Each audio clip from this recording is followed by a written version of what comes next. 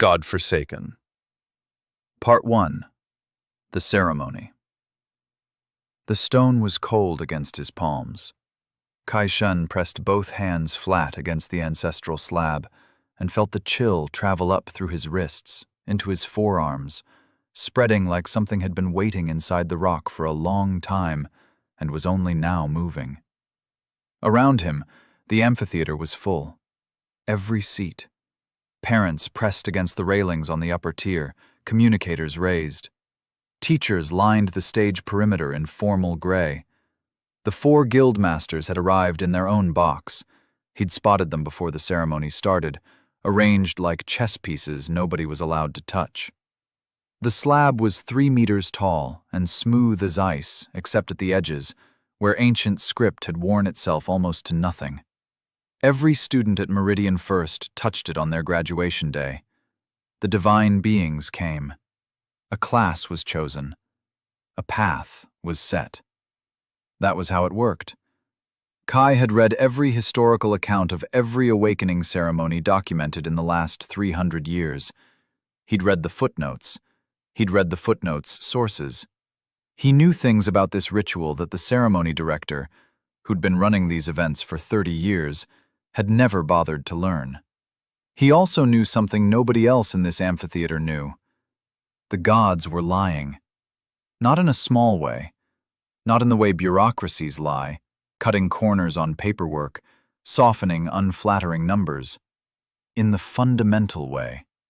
The transaction at the heart of every awakening was a trap dressed as a gift, and Kai had found the proof 3 weeks ago, in a collection of pre-schism texts so obscure that Meridian First's restricted archive had flagged his search twice before finally unlocking access.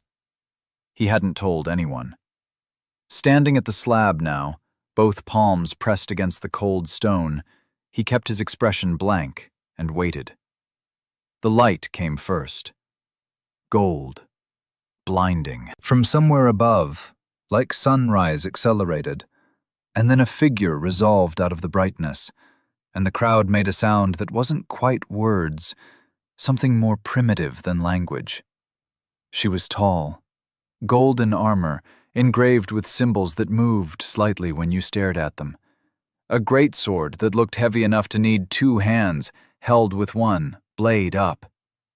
She had the face of someone who had never in her life been told no, and had built her whole personality around that fact. Awakener. Her voice filled the amphitheater without apparent effort. I have felt your discipline and your dedication.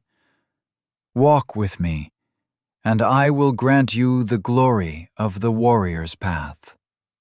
From the slab, light pulsed, gray, dim. A broken greatsword materialized in the air before him. D rank, warrior class. The crowd started laughing before the sword had fully formed. Not everyone, but enough. The ripple moved through the amphitheater like a stone dropped in water. All that work, someone near the front said, not bothering to lower their voice. And he gets a D. Kai looked at the system notification floating before his eyes. Option 1. Follow the War Goddess. Receive D rank class, Warrior. Base skill, Chain Thrust. Innate skill, none. He considered it for 1 second. Then he declined. The War Goddess's expression didn't change, but something behind her eyes did. A flicker of something she wasn't accustomed to feeling. The second divine being had been waiting. He wore nothing that caught light, black cloth that seemed to absorb it instead, and a stillness about him that made the War Goddess, for all her gold and grandeur, look theatrical by comparison. He didn't move toward Kai. He simply spoke. A wise choice, Awakener. Come with me. Become a blade that cuts through void. The shadow that had been behind him resolved into a dark sword, not falling, not resting, just there at throat height. Option 2. Become servant to the void spirit. Receive S-rank class, Shadow Assassin. Base skills: Void Erasure, Shadow Swallow. Innate skill: Shadow Kill. Purple light swallowed the gray light. The broken greatsword dissolved. The amphitheater went silent. 2 classes, someone whispered. That can't. Kai had heard of it, twice in the historical record. Both times it had ended with the Awakener becoming legendary within a decade and dead within 2. The divine beings didn't offer dual classes out of generosity. He declined the second one. The third divine being was old, ancient. He carried a staff of white bone with pale blue fire burning at its tip, and he had authority the way mountains have height, not performed, just present. Even the Void Spirit, who had been watching Kai's refusal with something approaching interest, stepped back when the old man moved forward. Awakener. The old man's voice was quiet. Quieter than the war goddess, quieter than the Void Spirit, but somehow it reached every corner of the amphitheater anyway. I am the god of death. Kneel before me, and I will grant you dominion over life and its end. Option 3. Bow before the death god. Receive SSS rank class, Undying Calamity. Base skills: Undead Summon, Bone Decoy. Innate skill: Herald of the Death God. Undead Servants Summoned, Unlimited. The moment the notification appeared, the ancestral slab cracked with orange light that shot upward like a column of fire, punching through the ceiling of the amphitheater and continuing into the sky above Serpent Crown City. The sky above the entire city. Kai knew because the murmur from the crowd had that quality. People craning, looking outward, toward windows that showed the city beyond the school grounds. Overhead, through the transparent upper sections of the amphitheater's dome, he could see them. An army of undead, assembled in the upper atmosphere like a storm system made of bones. Skeletal war horses and rotting creatures the size of buildings, arranged in formations that stretched to the horizon. Emergency broadcasts were already starting. He could hear the distant warble of city alert systems. And the death god stood before him, patient, with health bars floating above his head. That was the thing nobody had told Kai. That was the thing the history books hadn't mentioned. Maybe because none of the Awakeners who'd seen it had thought to write it down. Or maybe because they'd all accepted the offer too quickly to think clearly. The gods had health bars. Numbers so large they were almost meaningless, but numbers. Things that can be counted, Kai thought, can be reduced. He declined the third option. The death god's expression remained unchanged. The Void Spirits did not. For a moment, something that might have been respect crossed the spirit's face, followed immediately by something else. Recalculation, maybe. Reassessment. The undead army in the sky began to dissolve, but slowly, like fog burning off rather than switching off. The city alert systems kept warbling. The fourth figure had been waiting in a way none of the others had waited. Not patiently, not strategically.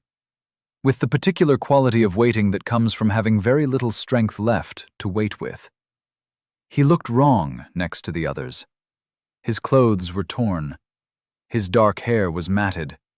His eyes were red, not supernaturally red, but the red of someone who'd been awake too long and was running on something they couldn't name. His only implement was a torch so nearly extinguished that the flame was barely a shimmer of heat. Kai looked at him and felt the first thing he'd felt since pressing his palms to the slab that wasn't calculation. The figure looked back and said, "Did you transmigrate here too?"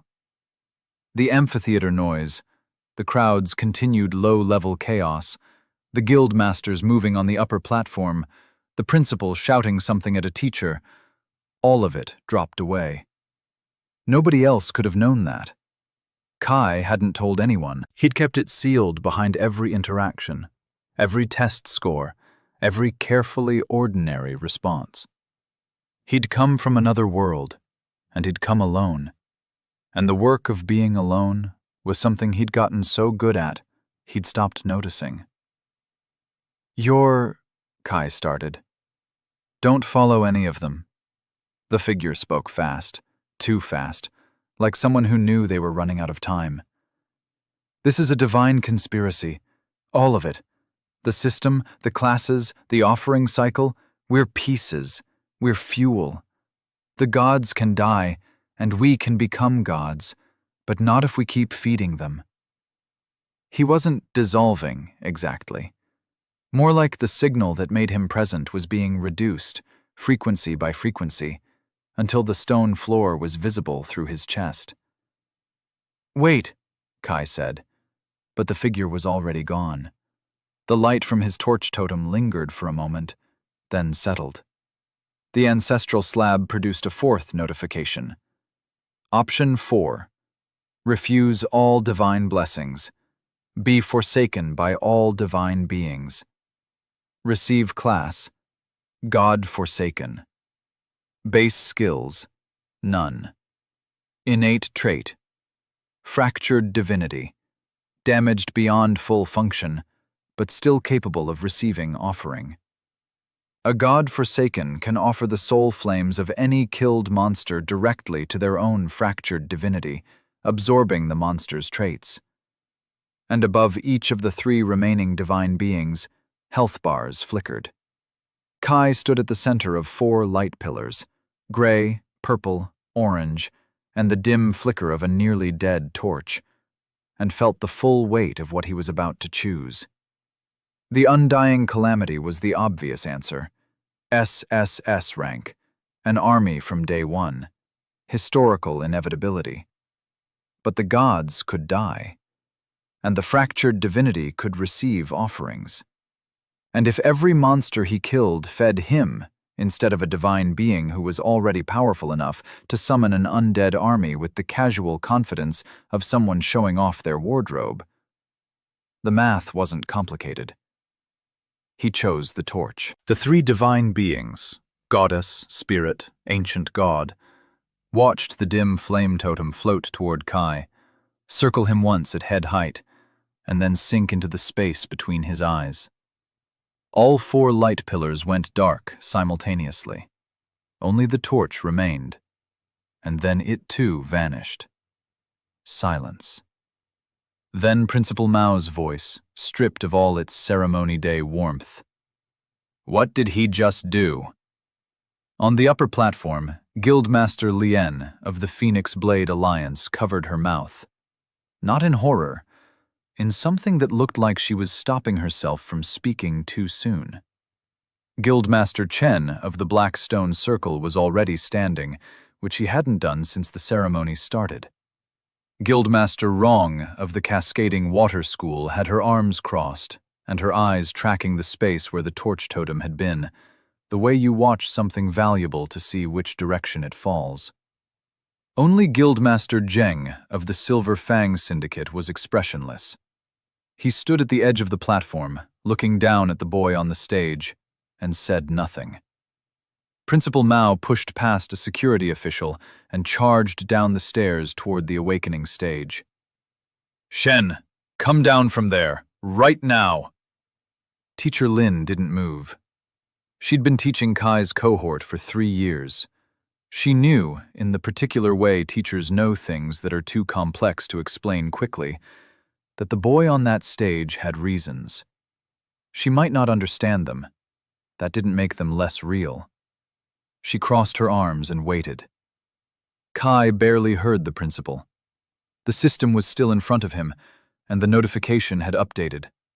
Trial Tower access unlocked. New Awakener assessment in progress. Transferring now. The amphitheater dissolved. Part 2. The Tower. The forest smelled like pine resin and recent rain. Kai appeared on soft ground, surrounded by trees so tall their canopy blocked most of the sky. The light that came through was green and diffuse. Somewhere nearby, water was moving. He checked his status panel. God-forsaken. Level 1. HP 28. Atka 12. Def 8. Vitality 5.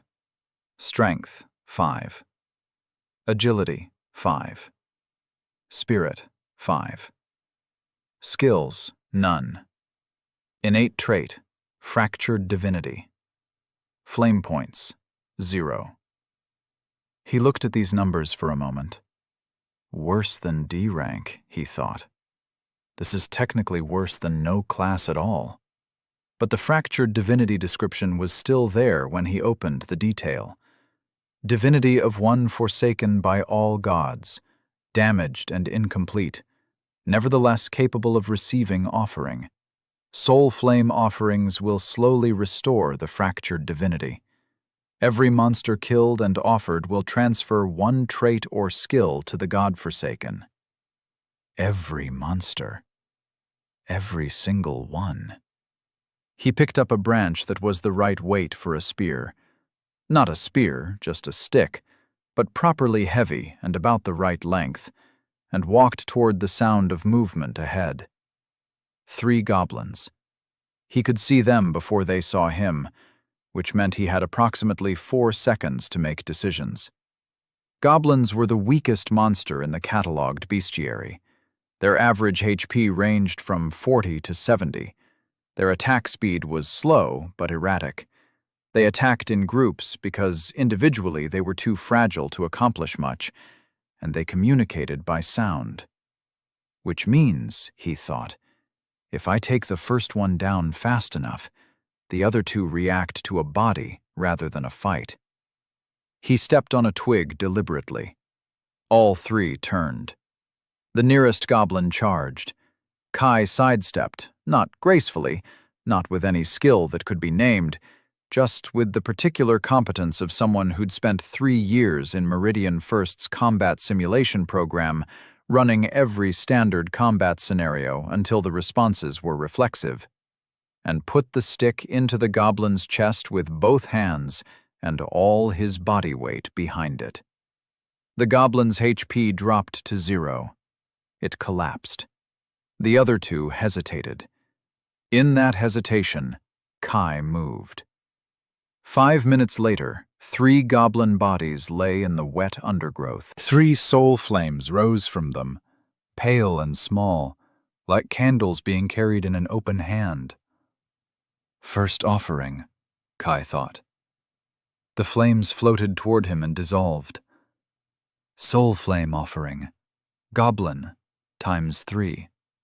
Successful. Trait acquired. Feral bone strength. D rank. Passive. Plus 100 strength.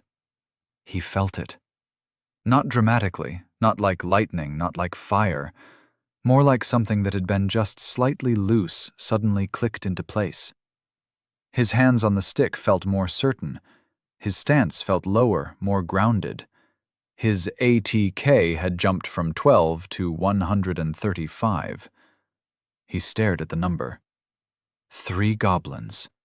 3 goblins, and I'm already past most D-rank classes. He looked at the stick in his hand. He looked at the forest around him. He started walking. The first floor took 40 minutes. He found goblin packs in clusters of 2 to 5, worked his way through them methodically, offered every soul flame. The XP from the kills was unremarkable. He'd expected that, had planned for it. But the offering accumulation was not. By the time he reached the floor guardian, he'd absorbed 8 goblin soul flames and gained 4 flame points. The goblin chief was 3 times the size of a standard goblin and carried a spiked club that it swung with the reckless enthusiasm of something that had never seriously needed to think about defense. Kai spent 6 minutes killing it and 2 minutes recovering. Soul flame offering. Goblin chief. Successful. Skill acquired. Frenzy. B rank. Active. Plus 30% damage and attack speed. Duration, until deactivated or until HP drops below 20%. Post-effect, weakened state, negative 50% DEFF. He read the skill description twice. Then he spent 4 flame points upgrading it. Frenzy upgraded to Boiling Beast Blood, A rank. Active, plus 50% damage and attack speed. Post-effect, weakened state, reduced to negative 30% DEFF. Bonus, each kill during active duration extends duration by 10 seconds. The system notification resolved itself at the bottom of his vision. Floor 1 Guardian defeated, transferring to Floor 2. The cave system smelled of damp stone and something older. Standing water somewhere, and beneath that, the particular sweetness of organic decay. Kai took stock. He was level 5. A TK had climbed to over 200 with the strength bonus factored in. He had 1 real skill and a D rank trait. By any normal metric, he was weaker than any S rank awakener who'd touched the slab today. By Kai's metric, he was exactly where he expected to be. The vines came from the floor. Not gradually. One moment the ground was stone, and the next it had split in a dozen places, and from each split came a tendril of black vine with thorns like fishhooks. Kai stepped back, then sideways, tracking the origin points. Not random. They were all growing from the same direction. Something's feeding them, he thought. Kill the source. He ran. The vines chased him, but vines didn't have good acceleration, and he wasn't particularly fast, but he was deliberate. Every step placed where the ground was clear, route already calculated 3 steps ahead. He found the source in a central chamber, a root mass as wide as a house, dark and knotted, with what appeared to be a human face grown into its surface. The face was expressionless. That was somehow worse than if it had been screaming. Undying Tree Spirit, Elite Boss. HP, 50,000. Danger level, high. The HP began regenerating the moment he stopped the attack he hadn't started yet. Regeneration as a defensive mechanic. The floor's entire design was raw damage output, sustained, against something that healed itself. Most awakeners would fail here because they'd burn their skills in the opening seconds and then have nothing left while the tree slowly came back. Kai didn't have that problem. He had boiling beast blood. He activated it. Then he found a rhythm. Every vine that emerged from the floor, 1 cut, kill registered, duration extended by 10 seconds. Every extension bought him time on the central route, stabbing at the face that showed no expression while the health bar fell in increments too small to be encouraging individually, but real in aggregate. It took just over 5 minutes. He wasn't sure he'd ever done anything more boring in his life. Undying Tree Spirit defeated. Soul Flame offering successful. Trait acquired. Light Core Regeneration, S rank. Passive, restore 8% of maximum HP every second. Kai sat down on the cave floor and read the description 3 times. 8% of max HP per second. He thought about what it would feel like to fight something that couldn't kill him faster than he healed. Then the system moved him to floor 3. The marsh stretched as far as the floor extended. Flat, black water broken by occasional tufts of reeds and the suggestion of solid ground. The smell was thick and sweet, the kind of sweet that came from long-standing biological processes. 3 figures stood at the far end. They looked almost human until they moved, and then the wrongness was apparent in the way their joints articulated. Too far, in directions joints shouldn't go. Swamp Banshees, ×3. Threat, sonic attack, area coverage. He was going to get hit. There was no way around that. The floor was open, the sonic attacks covered too much area, and he had nothing that reduced sonic damage. But he had light core regeneration. The math was simple. Take damage, retreat, regenerate, go again. The only question was how fast his healing outpaced their attacks. He picked the largest boulder in sight. He made it to the boulder in time. He learned the timing of the attacks by counting the intervals between them, roughly 4 seconds between sonic bursts per banshee, and built his assault pattern around those windows. It took 11 minutes. He sat behind the boulder after the third one collapsed and waited for his HP to tick back up. Soul Flame Offering. Swamp Banshees times 3. Successful. Skill acquired. Tide Step, B rank. Passive/active. Aquatic Bloodline Technique. Provides immunity to most slowing effects. Bonus. Plus 15% movement speed. Movement speed. He hadn't had movement speed before. It wouldn't make him fast by any expert standard, but it would change what he could reach. Floor 3 Guardian defeated, transferring to Floor 4. Note: on this floor, it is not necessary to defeat all Guardian monsters. Reach the central teleportation circle while alive to advance. Kai read the note twice. Optional kill, he thought. On a floor that follows 3 floors specifically designed to push Awakeners to their limits. He stepped into Floor 4 and immediately saw why. The room was layered in webs, thick as rope in some places, translucent and almost invisible in others. The source was immediately apparent. Ghost fire spiders the size of house cats, moving through the webbing with the casual ease of things that had never worried about being prey. Ghost fire spiders, swarm. Each unit, 10 hit points. Venom. Ghost fire. Combines burn and poison, suppresses healing. 10 HP. 1 hit, 1 kill. Individually harmless. But there were hundreds of them. And their venom suppressed healing, which was the only real advantage Kai had. He activated Tide Step and felt the change immediately. The webbing that had been tugging at every step became nothing, a texture without friction. He moved through the swarm like water through a net. The teleportation circle was 60 meters away. He could reach it in 20 seconds. He ran 15 meters. Then he stopped. The system was still in front of him, showing the floor's objectives, showing the spiders' stats, showing their venom. Ghost fire, he read. Combines burn and poison, suppresses healing. A healing suppression venom. On a poisoner build. He turned around. The swarm surged toward him, and he moved into it rather than away, spear sweeping in wide arcs.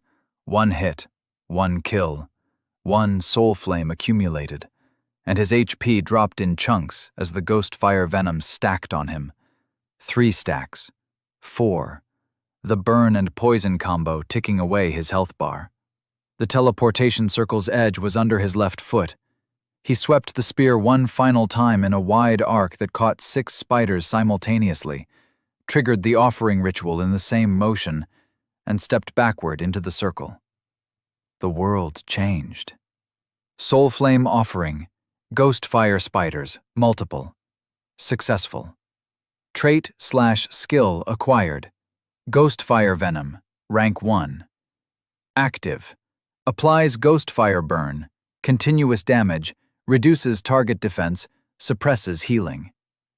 There it is, Kai thought. Outside the tower, in the stands, Teacher Lin was watching a feed that no one else had found yet.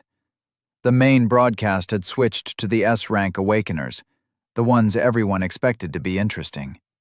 She watched Kai move through the 4th floor on a secondary monitor, still, arms crossed.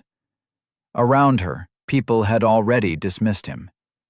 He's going to the teleportation circle, she'd heard someone say 10 minutes ago. Good, at least he knows when to quit. She watched him turn around. She didn't say anything, but something in her posture changed. the particular shift of someone who has been waiting for confirmation of something they already believed. Floor 5. The arena was wide and empty and smelled of fur and something acrid. In its center, enormous and impossible, was the Ghost Claw Bear. Ghost Claw Bear, adult, level 15, elite boss. HP, redacted. Danger level, extreme. Kai stood at the entrance and looked at it. It was, objectively, too large. Its shoulders were at the height of his head. Its claws were each longer than his forearm. Its fur was dense and layered, the kind of coat that existed because the creature had evolved in conditions where nothing had ever successfully hurt it. Which means, Kai thought, it hasn't developed many defensive adaptations. It relies on being unhittable. Fire weakness, confirmed. Dense fur. Poison weakness. It was a natural beast. Natural beasts were almost always susceptible to venom because they hadn't developed resistances to something they'd never needed to resist. The ghost fire venom applied both. He activated Tide Step. He activated Boiling Beast Blood. He moved. The bear charged. He didn't charge back. He moved laterally, not retreating. It had too much top speed for retreat to accomplish anything, but circling, staying just at the edge of its reach, counting the intervals between attacks the same way he'd counted the banshees. Lunge, 4-second recovery. Claw swipe, 2-second recovery. Sit slam. The sit slam came without warning. The bear simply dropped its entire mass backward, and the stone floor cracked where it landed, and Kai had already moved, because he'd read about the attack pattern in pre-schism monster encyclopedias during the same research sessions where he'd found the information about divine conspiracy. He stepped into the bear's blind spot, put the ghost fire venom on his spear. Stabbed. Status: target afflicted with ghost fire venom. The bear shrieked, not the aggressive sound of something attacking, but the high, distressed sound of something in real pain, and turned to find him. He moved again. Lateral, circular, stack 2, stack 3, stack 4. The fur began to burn. In the observation box, in another part of the city entirely, a woman named Nai was watching the same feed that Teacher Lin had found. Beside her, Dr. Wen had gone pale. "That's," Dr. Wen started.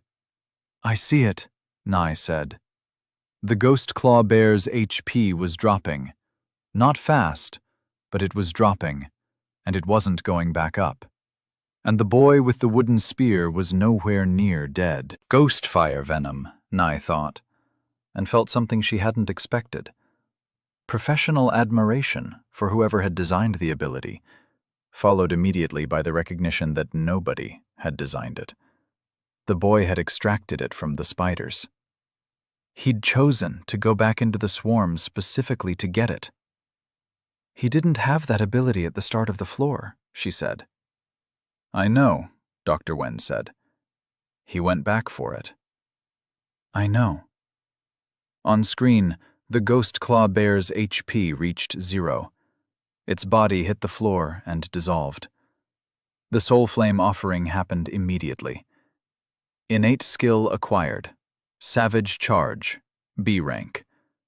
Dash toward target on activation. On hit, stun. Then the floor system spoke. "Congratulations. All trial tower floors cleared. Do you wish to unlock the hidden floor? Note: hidden floor will not be broadcast." "Oh no," Nai said, very quietly. The mountain's peak was cold. Wind pulled at him from 3 directions, and the air tasted of nothing, the particular emptiness of altitude. Around him, bones. Monster remains in layers, years of them, a record of something that had eaten very well and very consistently for a very long time. Kai stood at the edge of this and looked for the source. 2 eyes appeared behind a spire of rib bones.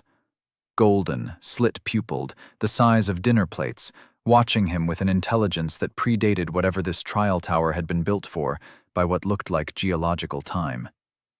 The wings were small, not folded, small in the way that things not yet fully grown are small. Juvenile obsidian dragon. Caution: dragonkin creatures are immune to system-mandated combat engagement. You cannot fight this creature. Kai set down his spear. The dragon watched him set it down. It didn't move, but something in it paid closer attention.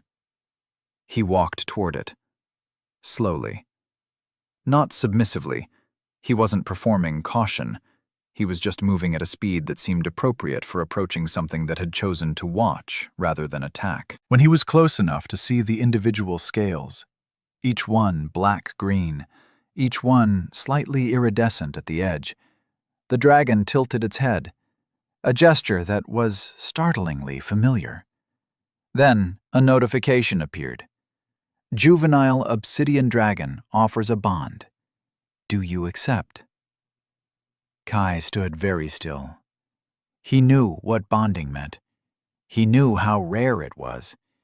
He knew that bonding was a one-time, permanent, irrevocable connection, and that dragonkin were the most selective creatures in the known world when it came to accepting bonds, and that even S-rank beast tamers had failed to bond lesser dragons. He also understood, in a way that settled through him rather than landing as a dramatic revelation, why this dragon was offering. The fractured divinity. The dragon could sense it.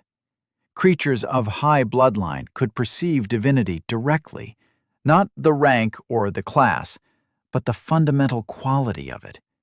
And what the dragon was perceiving was not Kai's weakness. It was perceiving someone who had refused 3 divine beings at the height of their power and chosen instead to carry a broken god inside himself and build it back from nothing. From the dragon's perspective, Kai was the most powerful thing it had ever met. Kai accepted the bond. Bond formed. Obsidian dragon, juvenile. Bond connection, active. He felt it immediately. Not intrusive, not overwhelming. A thread, thin and clear, like knowing without looking that someone was standing just behind you and meant no harm. Congratulations. Hidden floor cleared, returning all participants to origin point. Outside, the amphitheater had mostly emptied. The ceremony officials were clustered at one end of the stage, arguing in voices pitched just below shouting. The examiner, a thin man named Yang, stood in the center of the stage, holding a document he kept looking at and putting down and looking at again. Kai appeared in the teleportation return position. Every remaining camera turned. Examiner Yang crossed the stage to him, handed him an envelope without preamble. Equipment Vault Exchange Voucher, Yang said. His voice was neutral in the way things are neutral when a lot of effort is going into making them that way. Gold rank item, level 3 or below, 7,000 gold coins. Kai took the envelope. Additionally, Yang said, louder, pitched for the record, for the remaining cameras, for whatever this moment was going to be in history. I am stating officially, as the certified examiner for this trial tower event, that the tower ran without irregularity. No cheating, no foul play. The final results stand. The remaining crowd was quiet. Then someone from Kai's cohort, he didn't turn to see who, said very loudly, "He cheated! There's no way a blank slate class gets past the tree spirit." Murmurs. Agreement building. Kai looked at the envelope in his hand. Gold rank gear. It was more than he'd expected. He put the envelope in his bag and walked away. Part 3. The work. His apartment had one window, and the morning light came through it at an angle that meant it was useful from about 8 until 10, and then stopped being useful. He'd been living here for 6 months, since Meridian First's dormitory released him on graduation. It was small enough that he knew every creak in the floorboards, which was a useful thing to know. He set the tiger pattern war shield he'd purchased at the equipment vault against the wall by the door. The shield had a counterattack bonus on successful blocks. He'd chosen it over a weapon upgrade because a weapon upgrade without defensive capability was a shorter fight, not a better one. The shield settled against the wall with a solid, heavy sound. Then the summoning circle appeared in the middle of his floor. It was smaller than he'd expected, about 2 meters across, faintly luminous, and over in less than 3 seconds. The dragon came through it with the coiled energy of something that had been in a small space and was very interested in the new small space. 1 meter long, obsidian scales, eyes that had not lost their pre-socialization wildness despite the bond between them. The dragon looked at the apartment. It looked at Kai. It looked at the walls, which were close. It looked at the ceiling, which was lower than the mountain had been. Then it walked to the couch, climbed onto it, coiled itself, and went to sleep. Kai stood in the middle of the floor and tried to send a thought through the bond. "Hey! Over here!" The dragon opened one eye, considered him, closed the eye. He stood there for another 10 seconds. "Okay," he thought. "That's who I'm living with." He checked the dragon's status out of professional interest. Obsidian Dragon, Juvenile, Level 5. HP 300. Innate Skills, Dragonkin Bloodline, S rank. Obsidian Scale, SS rank. ATK 890. DEF 1340. He stared at the DEF number for a long time. Then he opened his system and checked his own status for comparison. God Forsaken, Level 10. HP 1840. ATK 271. DEF 420. The dragon's defense was triple his. And it's level 5, he thought. He closed the status window. He went to the small kitchen. He had 2 weeks of frozen meat in the refrigerator. He took it all out. He cooked. The dragon ate everything in 45 seconds. It sat on the refrigerator after, watching him with gold-slit eyes, looking like a student who'd been asked a question and was waiting for the lecture to continue. "That was 2 weeks of food," Kai said. The dragon blinked. "I have 7,000 gold coins," Kai said, "and I now need to spend some of them on whatever you eat." The dragon made a sound. Small, brief, possibly interested. Kai thought about what he was going to need. A stable income. A way to avoid the major guild's notice while building capability. Access to varied monster types for soul flame diversity, and a source of feeding a juvenile dragon who apparently had the appetite of a small army. He opened his communicator, found the class channel. The chat had continued without him. It had been continuing for hours. He scrolled through it the way you read a document that's going to have information you need, not the way you read something you want to engage with. Mings joined the Torrent Guild's new branch as squad leader. Did you see Kai's result? That examiner covered for him. There's a new dungeon in the Crimson Desert, unrated. Torrent's putting together a first clear team. He stopped at the dungeon. New dungeon, unrated, danger level. First clear bonus, exclusive loot pool, one-time boss rewards, and the particular social currency of being the first. Major guilds cared about first clears for reputation.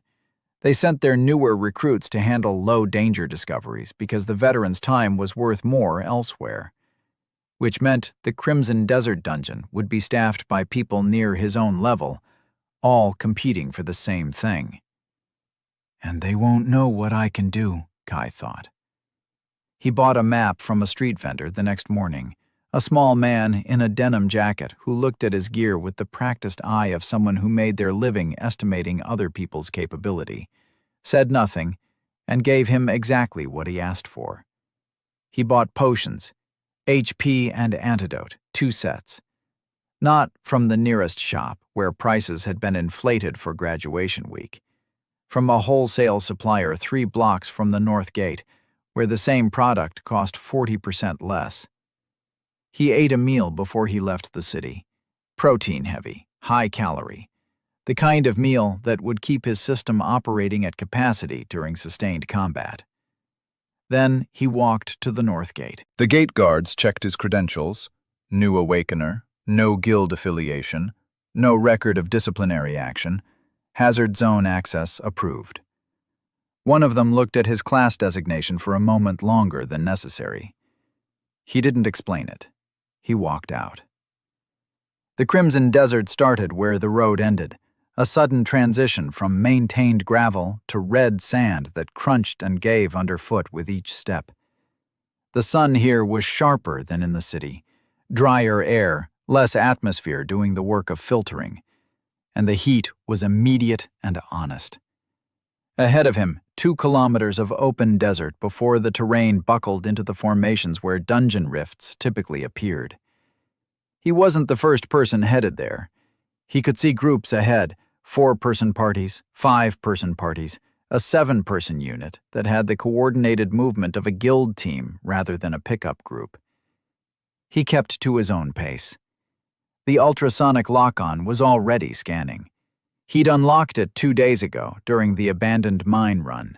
The Bat Colony's boss had carried it as an innate ability, and it had cost 100 flame points to push it from B rank to S rank, which had depleted his reserves almost entirely. But the ability was worth every point. 50-meter radius, precise positional mapping, no exceptions for stealth or concealment. He knew, without looking, that there were 32 people currently in motion within that radius, moving in 7 distinct clusters, with 2 outliers who didn't seem to be part of any group. He knew, without looking, that none of them were hiding from him. He also knew that somewhere in the group ahead, there was someone familiar. The name came to him a moment later. Ming. Of course, Kai thought. He didn't approach. He had no reason to. He took a route that curved slightly south of the main cluster, moved through the outer formation rocks, and let the ultrasonic lock-on map the dungeon entrance before he reached visual range. The rift was there, a vertical tear in reality about 4 meters tall, bleeding the particular quality of displaced air that characterized dungeon entrances. 3 groups were already clustered outside it. One of them was the Torrent Guild contingent, 12 people, best gear in the crowd, and at the center of them, Ming. Ming had good gear. He'd had it since his first day. Torrent provided priority recruits with a full kit. His Frostblade was a high S-rank weapon with a distinctive pale blue luminance, and the shield on his offhand was matched equipment from the same set. He looked the way a strong person should look, confident, properly equipped, surrounded by backup. Kai watched him from 200 meters away, crouched in a formation shadow. The bond link pulled his attention. The dragon was in the summoning space. It had gone back voluntarily, which he'd taken as a sign that it was getting enough out of the bond to want to maintain it. But he could feel its presence like a background note. Not yet, he thought toward it. A small pulse back. Not words, something that felt like alert interest, which was close enough to acknowledge that he was choosing to interpret it that way. He looked at the dungeon entrance. Unrated danger, he thought. Unrated means they don't know. They don't know because nobody's been inside. He'd arrived first. He'd done his route mapping before anyone else had gotten close. He had 50 more meters of detection range than any scout in any of those groups. He waited for the groups to sort themselves out, watched through the scan as their positioning shifted, and when the Torrent contingent moved toward the entrance in a way that suggested they were committing to the approach, He moved faster. Not running, not obviously racing, just choosing a path through the formations that was shorter, that he'd already mapped, that brought him to the dungeon entrance with 30 seconds to spare. He stepped through. The inside of the dungeon smelled of copper and something chemical. The walls were crystalline, red-orange mineral formations that caught the ambient dungeon light and refracted it into small, moving patterns across the floor. The corridor ahead was wide enough for 3 people abreast and roughly straight. Kai ran. Not at maximum speed. He needed to be able to respond to whatever was ahead, but at a pace that used his movement speed boost fully and kept him ahead of whoever was behind him without burning resources. The first monsters appeared at 40 meters. Scorpions, 3 of them, each roughly the size of a large dog. Crimson Venom Scorpion, level 18, HP 2,800. Venom type, Crimson, paralytic with progressive damage. He activated Ghost Fire Venom on his spear. He activated Boiling Beast Blood. The first Scorpion died in 3 hits. The Ghost Fire suppressed its healing response, and the combined burn and poison overloaded its relatively simple biological defenses. The second he killed mid-charge before its claw reached him. The third he killed from behind while it was still reorienting. Soul Flame offerings, 3 of them, absorbed immediately. He kept moving. 30 minutes and 4 monster encounters later, Kai stood in a chamber with a ceiling that had to be 40 meters high, looking at the dungeon boss. Crimson Molten Emperor, Elite Boss. HP 1,200,000. Fire Affinity, Extreme. Venom Affinity, Extreme. Heat Aura, Active. 1.2 million HP. He ran the mental calculation. His current damage with Ghost Fire Venom and Boiling Beast Blood active was approximately 400 per hit, plus burn and poison dot. The Emperor's Heat Aura would deal continuous damage to anyone in melee range. Which is fine, he thought, because I have 8% per second healing, and if I can get the Venom stacked high enough. He checked his flame point total. 95. He opened the upgrade menu. Ghost Fire Venom was currently at base rank 1. The upgrade to rank 2 cost 20 flame points.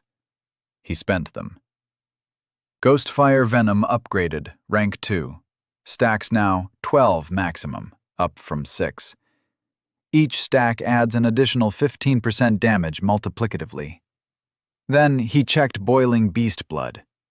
Upgrading from A rank to S rank cost 50 flame points. He spent them. Boiling Beast Blood upgraded, S rank. Damage and attack speed bonus plus 75%, up from plus 50%. Post-effect weakened state removed. No more defensive penalty after deactivation. Kill extension mechanic, unchanged. 25 flame points remaining. He looked at the boss. 12 venom stacks, he thought, multiplicative, plus 75% damage boost. The math was encouraging. He walked into the boss chamber. The Emperor's heat aura hit him immediately, a wave of thermal radiation that his HP bar acknowledged as 40 points per second of damage. His light core regeneration answered with roughly 200 points per second of healing. The net was a slow gain. He could stay in this heat indefinitely. The Emperor attacked. Its forelegs came down in a strike that pulverized the floor where Kai had been standing, and Kai moved in the gap between the decision and the execution, getting past the extended limbs and stabbing at the joint where the thorax met the abdomen. Venom stack 1. He kept moving. The Emperor's attacks were powerful but committed. Each one took a moment to wind up, and in that moment he could be somewhere other than where it was aimed. He kept circling, kept stabbing. The scorpion venom he'd learned today wasn't ghost fire, But he had ghost fire, and the ghost fire was stacking with methodical patience. Stack 3, stack 5, stack 8. The Emperor's HP was moving. Not fast, but moving. At stack 11, the Emperor did something Kai hadn't anticipated. It shed its outer carapace. A crack ran from head to tail, the shell split, and what emerged was smaller but faster and covered in molten state mineral, liquid orange running across its surface. Phase 2. Molten Emperor, unshelled. Speed, greatly increased. Defense, reduced. Fire output, increased. The heat aura intensified. His HP bar started moving the other direction. He took a step back. Okay, he thought. New variables. Phase 2 was faster, which meant his current dodge-based approach was going to start failing. Lower defense, which meant his damage was going to hit harder. Higher fire output, which was going to push against his regeneration. The math had tipped toward net negative. He opened the summoning interface. "I need you," he sent through the bond. The response was immediate. Not words, something that felt like, finally. The summoning circle burned into existence beside him. Not small, not the controlled precision of the apartment floor. It was urgent and full-sized, and the dragon came through it already moving. The obsidian dragon hit the Molten Emperor at full speed. The physics of what followed were not complicated. A juvenile dragon, even a level 5 one with SS rank obsidian scales that were immune to elemental damage, colliding with a fire-based creature at high velocity, the Emperor went sideways. Not killed, not stunned in any system-mechanically precise way, just moved. Physically moved, by a thing that hit harder than anything the Emperor had been built to expect in this dungeon. Kai was already in position. He'd been watching the bond sense, felt the dragon's emergence, moved the moment the Emperor's attention shifted. His spear went into the joint he'd found in Phase 1, where the old shell had cracked and the new surface hadn't fully hardened. Stack 12. Ghostfire Venom, maximum stacks, 12-fold multiplicative bonus. The Emperor's HP fell a third in 10 seconds. The dragon came back around. Not a command, just its own assessment of where it should be. It hit the Emperor again, driving it into the wall, and then it backed off, not retreating, repositioning. And Kai was already there. The boss died in under 4 minutes from Phase 2 trigger. Dungeon, Crimson Desert Hollow, first clear. Boss, Crimson Molten Emperor, defeated. Clear time, 47 minutes, 12 seconds. The chest that appeared at the center of the chamber was larger than any chest he'd encountered before. He opened it. 3 items: a weapon, a piece of armor, and a skill tome. The weapon, Scorpion King Fang Spear, gold rank, fire attribute, with a venom synergy bonus. The armor, Molten Carapace Chestplate, gold rank, passive fire resistance, reduced heat damage by 60%. The skill tome, Emperor's Carapace Shed, ability to shed an outer layer of applied statuses, clearing all debuffs once every 12 hours. He equipped the spear and chestplate. He learned the skill from the tome.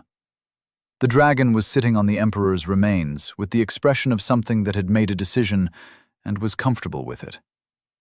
Soul Flame Offering. Crimson Molten Emperor. Elite Boss. Successful. Trait acquired. Molten Core. S rank. Passive. 15% chance on attack to apply Molten Burn. Increases all damage received by target by 25% for 8 seconds. 25% damage amplification, stackable with his existing venom applications. He sat down on the dungeon floor next to the boss remains. next to the dragon, and ran the combined math. The numbers were very large. He returned to the dungeon entrance to find the space outside full of people. The torrent contingent was there. Ming was near the front, in the posture of someone who'd arrived expecting to be first and was recalculating rapidly. Kai walked out. The dungeon announcement had been public. First clear notifications broadcast citywide, but he hadn't seen it, had only felt the system acknowledgement. Now he understood why Ming's expression had that particular quality. The announcement would have named the clearer. For a moment, nobody said anything. Then Ming said, "You went ahead of us." "Yes," Kai said. "That's—" Ming stopped. His voice was controlled, in the way controlled things are when they're working hard to stay that way. "You're a godforsaken. That's a D rank or lower by any assessment metric. You couldn't have cleared this." "The system named me first clearer." "The system makes errors." "It doesn't," Kai said. This was true. He'd researched it. The tower system had been running for 300 years without a documented error. The dungeon systems had been running for longer. Ming's jaw was doing something. The torrent contingent behind him was watching with the particular attention of people who were going to have opinions about this later, in the guild channel, where opinions could compound. "Your class is blank slate," Ming said. "You have nothing."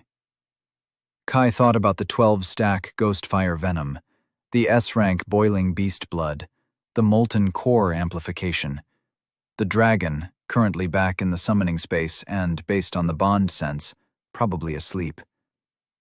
"Okay," he said, and walked past them. Part 4. The Current. The class communication channel had a new post when he got home. "God-forsaken blank slate somehow first clears unrated dungeon." He had to have cheated. A blank slate class is literally incapable of clearing that difficulty level. Someone in the torrent group says he had a party with him. Multiple people. The first clear certificate is in his name only. System certified. My money's on equipment bug. Happens sometimes with unrated dungeons. Then, slightly further down, Ming is recruiting for a new squad. Priority access to Torrent Guild's equipment pools and leveling zones. If you're A rank or above and don't have a guild, contact him directly. And below that, from an account he didn't recognize, a simple text message forwarded from somewhere else. Someone is asking questions about the God-forsaken. He read it twice. The message wasn't addressed to him, it was in the general channel. A forwarded note someone had received from elsewhere and apparently decided to make public. No context, no source attribution. He went to his communicator's direct message function. One contact saved. Yan. Yan had been at Meridian First for all 3 years.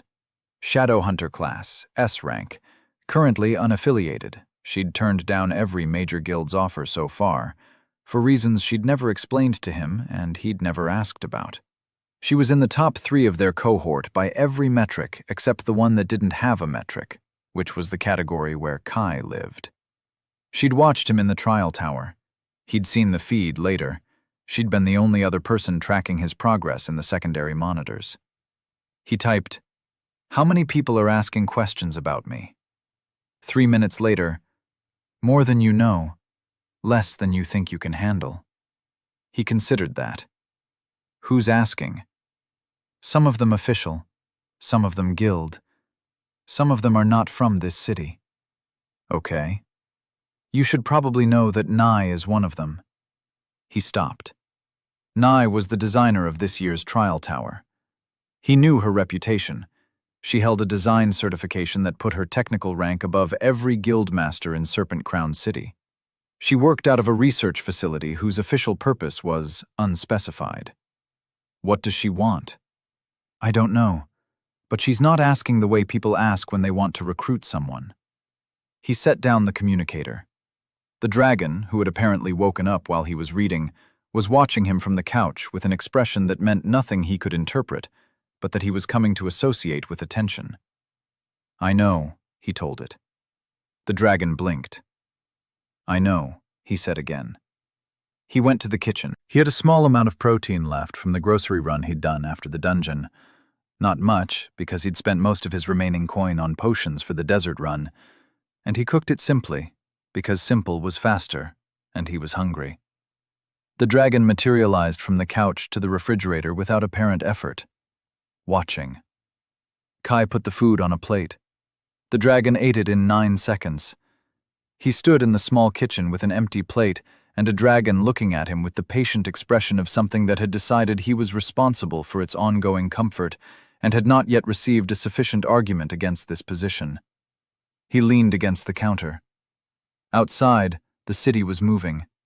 He could hear it, distant traffic, communal channels buzzing, the ongoing noise of a place where something had changed today, and people were still sorting out what it meant. In here, one small kitchen, one empty plate, one dragon on the refrigerator. He'd come from a world where none of this existed, where monsters weren't real and gods were metaphors, and the closest thing to a trial tower was a series of standardized tests that measured exactly what they measured and nothing else. He'd been good at those, not because they mattered, but because understanding systems was how you survived systems. This world had systems too, bigger ones, older ones, with health bars. The dragon made a small sound. He got the communicator, typed back to Yan. "I want to know what Nai is looking for before she finds me." "I thought you might," Yan replied. "Meet me tomorrow. I know where she conducts her interviews." He sent a confirmation. Then he put the communicator face down on the counter and looked at the dragon, who had gotten down from the refrigerator and was investigating the space under the kitchen table with the methodical interest of something that was learning the layout of its territory. "I didn't plan for you," he said. The dragon's tail moved. Not a wag, just movement. The automatic adjustment of something comfortable in its current position. He had fractured divinity and a borrowed dragon and a class that everyone agreed was worthless. He had a war with gods that hadn't started yet, and a transmigrant's ghost who died mid-sentence to give him the only information that mattered. He had a long way to go. The dragon found a dust bunny under the table and poked it with one claw. "Yeah," Kai said. "Get some sleep." He turned off the kitchen light.